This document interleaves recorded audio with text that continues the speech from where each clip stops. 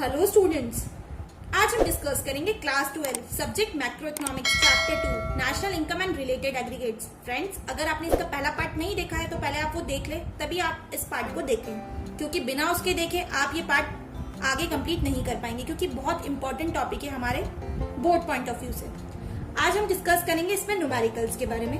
हम न्यूमेरिकल्स में कुछ एग्जाम्पल लेते हैं। जो हमने पहले कॉन्सेप्ट पढ़ा था कि हम ग्रॉस से नेट पे जाने के लिए क्या करते हैं, नेट से ग्रॉस पे आने के लिए क्या करते हैं, नेशनल से डोमेस्टिक, डोमेस्टिक से नेशनल, और फैक्टर कॉस्ट से मार्केट प्राइस और मार्केट प्राइस से फैक्टर कॉस्ट। हम उन्हीं फॉर्मूलेज के बेसिस पे कुछ सम्स देखते हैं। फर्स्ट है हमारा जीडीपी हमें गिवन है 500, डेप्रिसिएशन हमें गिवन है 200, इनडायरेक्ट टैक्स हमें दे रखा है 100, सब्सिडीज हमें दे रखी है 50, NFIA net factor income from abroad हमें दे रखा है 20, NNPFC पूछा है कि कितना होगा।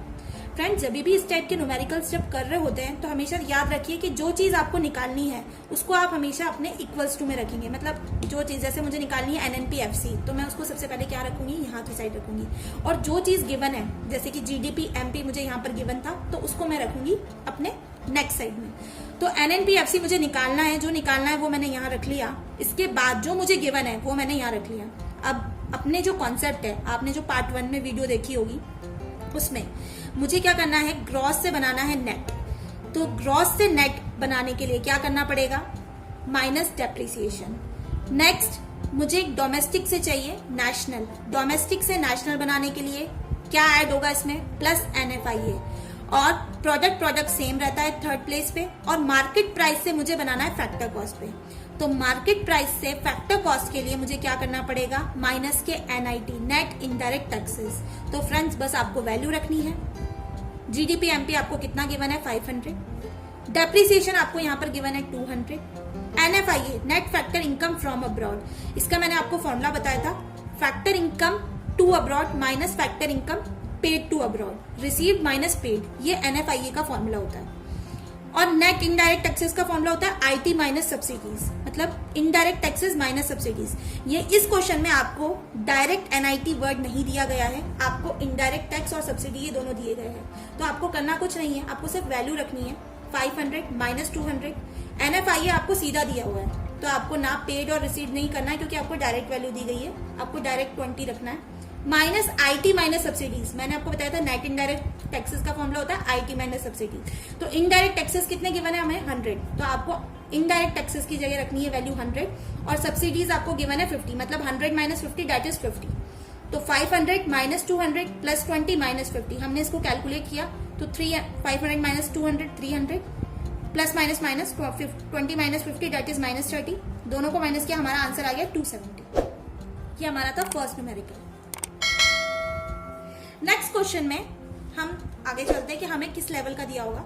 सपोज हमें दिया है net domestic product at MP 100, consumption of fix capital. Consumption of fix capital को हम डेप्रिसिएशन भी, कई बार क्वेश्चन के अंदर डेप्रिसिएशन वर्ड नहीं लिखा होता है, सिर्फ कंजप्शन ऑफ फिक्स कैपिटल लिखा होता है, उसका मतलब होता है डेप्रिसिएशन। ये 100 गिवन है। नेट इनडायरेक्ट टैक्सेस हमें 300 गिवन है।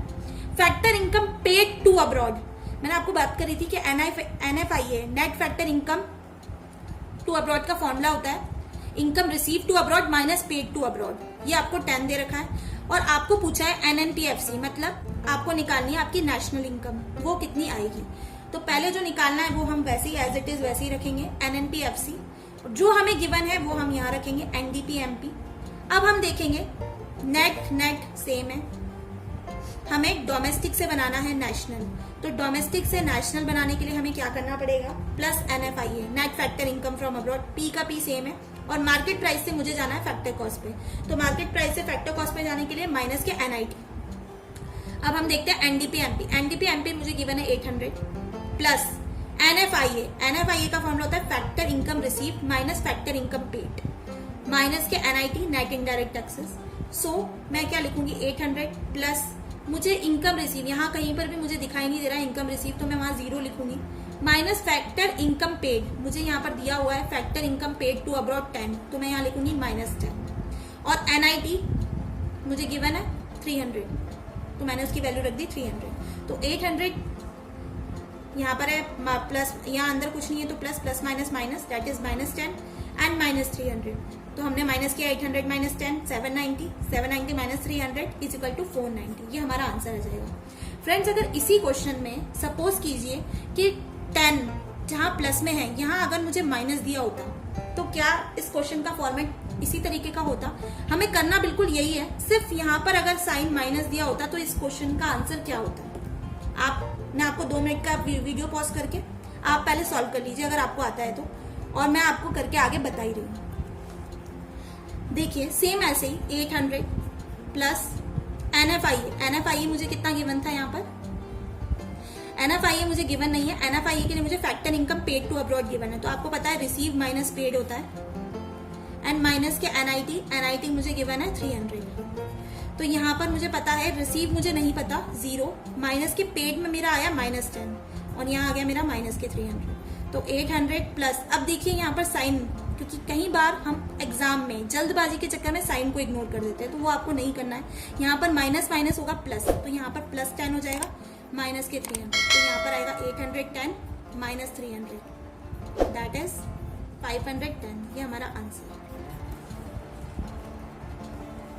अगर इसका और मोस्ट टिपिकल क्वेश्चन अगर हम एवर देखें तो हम एक और न्यूमेरिकल्स को देखकर समझते हैं। GDP MP हमें गिवन है, gross domestic product at market price 1000, NFIA net factor income from abroad 200, NIT net indirect taxes 300, NNPFC net national product at FC given है हमें 500। और अब हमसे क्वेश्चन में पूछा है कि आप डेप्रिसिएशन निकालो। इस क्वेश्चन में हमें डायरेक्ट वो नहीं देखा, इस क्वेश्चन में हमें दे रखा है कि हम डेप्रिसिएशन किस तरीके से निकालेंगे।